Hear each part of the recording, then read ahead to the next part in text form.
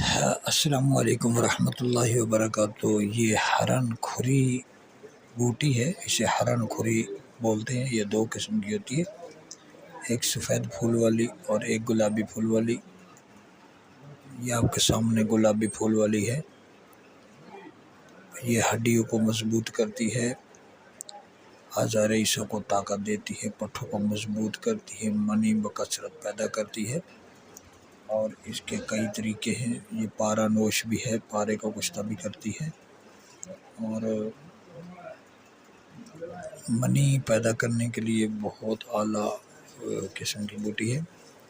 اگر اس کے بیج آپ جمع کر لیں اور ان کو گندم کے ساتھ پسائی کرا کے جیسے روٹی پکا کے کھاتے ہیں، اگر ایسے کھائیں گے تو کبھی آپ کو جریان دھات کی شکایت نہیں ہوگی، اور پیٹھ مضبوط کرتی ہے، بہت اعلیٰ ہے، منی بکثرت پیدا کرتی ہے۔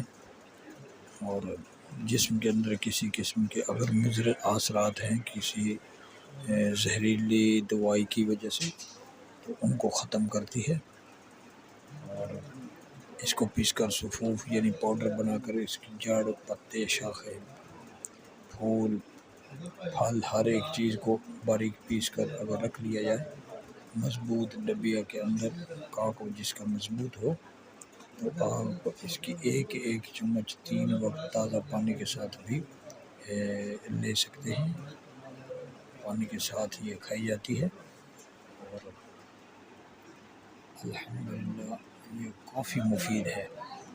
آپ تجربہ کریں، کھائیں، دعا میں یاد رکھیں، اپنا خیال رکھنا، ہمارے لیے دعا کرنا۔ اسلامی اویسی دواخانہ 25 سال سے آپ کی خدمت کر رہا ہے۔